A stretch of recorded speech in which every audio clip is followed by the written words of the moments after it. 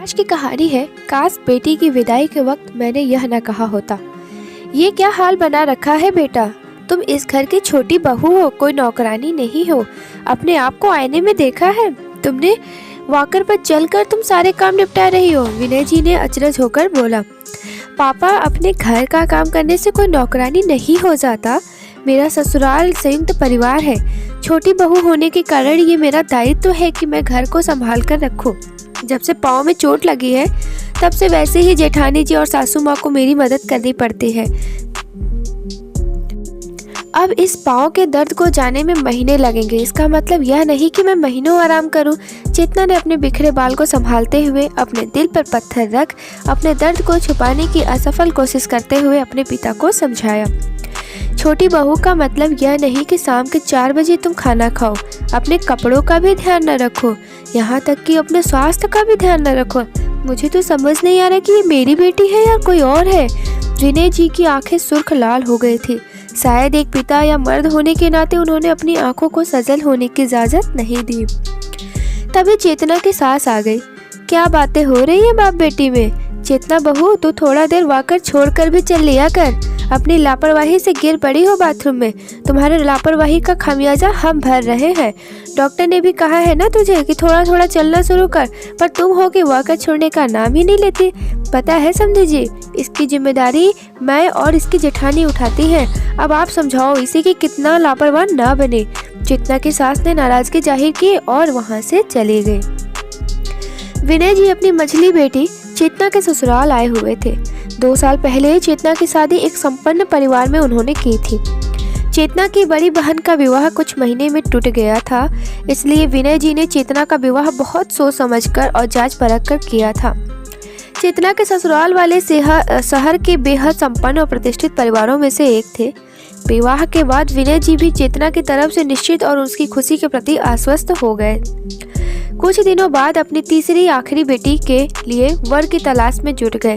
चेतना ने भी कभी फोन कर या कभी मिलने पर अपने ससुरालों की किसी समस्या का जिक्र नहीं किया। इतने दिनों में एक बार सिर्फ मायके आई, पर अपनी हालत छुपा कर रखा। मायके के लोगों को उसकी चुप्पी में उसकी संपन्नता नजर आई। आज विनय जी तीसरी बेटी के रिश्ते के सिलसिले में चेतना के शहर किसी वर से मुलाकात करने गए थे। शहर आने के बाद वह चेतना से मिलने उसे बिना बताए उसके ससुराल पहुंच गए। वहां पहुंचकर वह चेतना को पहचान नहीं पाए। पाँव में गरम पट्टी बंधी अस्त व्यस्त चेतना वाकर के सहारे खड़ी होकर रसोई में कुछ बना रही थी। विनय जी चेतना की सासू माँ की बातें सुनकर हतप्रभ थे। उनकी पढ़ी लिखी समझदार बेटी की इस हालत पर भी उसकी सास उसे ताना दे रही है। चेतना को दर्द है तभी तो वाकर पर चल रही है। बाथरूम में गिरना एक दुर्घटना है, न कि लापरवाही। बेटा, डॉक्टर ने तुम्हें आराम करने को नहीं कहा है क्या? और जब रसोई तुम संभाल रही हो तो किस काम की बात तुम्हारी सासू माँ कर रही है जिसे उन्हें और तुम्हारे जेठानी जी को करना होता है? विनय जी ने चेतना के सिर पर हाथ रखकर बोला। डॉक्टर ने मुझे बेड रेस्ट बोला है पापा, पर सासू माँ मुझे आराम करने नहीं देती। मेरी जेठानी और सासू माँ अपना खुद का काम खुद कर रही है क्योंकि मैं उनका काम करने में असमर्थ हूँ। ज़्यादा देर खड़े होने से मेरा दर्द बढ़ जाता है। मेरे विवाह होकर आने की अगली सुबह से ही पूरे घर की जिम्मेदारी मुझ पर लाद दी गई। नौकर को हटा लिया गया और कहा गया कि मुझे कौन सी नौकर की आदत है। मैं छोटी बहू नहीं, इस घर की 24 घंटे की काम वाली बन गई हूँ। मुझे हर बात पर छोटे परिवार से होने का ताना दिया जाता है। चेतना अपने पिता के आगे ज़्यादा देर कठोर न बन पाई। उसका धैर्य टूट गया और अपनी सारी सच्चाई बता देती है। बेटी के दर्द से विनय जी भी रो पड़े और बोले, एक बार बताया तो होता बेटा कि तुम्हारी ये हालत है। मैं तो तुम्हारी संपन्नता से खुश था। अगर मैं इस शहर में नहीं आता तो तुम्हारी इस हालत के बारे में नहीं जान पाता। मुझे अफसोस है कि हमारा दामाद भी तुम्हारी हालत से वाकिफ नहीं है।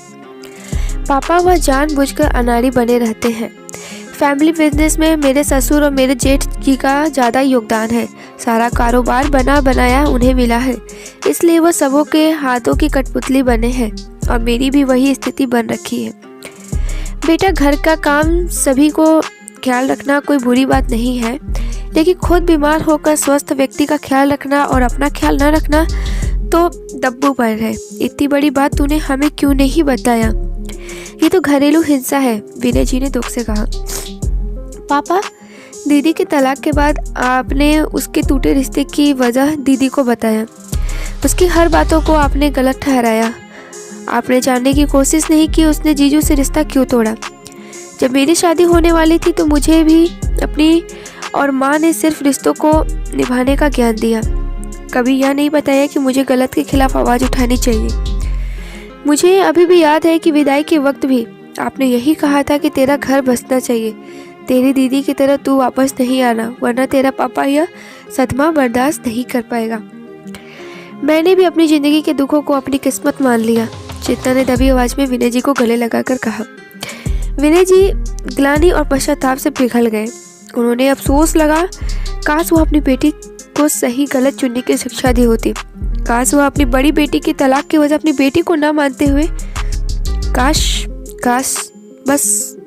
ही रह गया। क्या हुआ समझे जी? आप चाय नहीं पिए क्या? चीनी वीनी डाली है कि नहीं आपकी बेटी ने? आजकल खोई खोई सी रहती है। चेतना की सास फिर से ताने मारने लगी। समधन जी, मेरी बेटी अपने सूजे पाँव लेकर काम कर रही है, वह भी वाकर पर। क्या यह आपको दिखाई नहीं देता? घर के नौकर चाकर कहाँ गए? आप चेतना का रिश्ता लाया था तो आपने कहा था कि नौकर चाकर भरे हैं, कहाँ गए सबके सब? विनय जी चिल्ला पड़े। उनकी आवाज़ से घर के और सदस्य भी बाहर आ गए। विनय जी ने रुद्र रूप धारण कर लिया था। आप लड़की के पिता होकर इतनी तेज आवाज़ से कैसे बोल सकते हैं? ये हमारा घर है, आपका कब्र खाना नहीं। आपकी बहू उसी कब्र खाने में वापस जा रही है।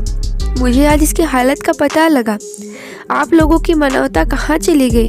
डॉक्टर ने इसे बेड रेस्ट बोला है और आप लोग इसे वॉकर देकर काम करवा रहे हैं। आज ही पुलिस स्टेशन जाकर आपकी कंप्लेन डालता हूँ।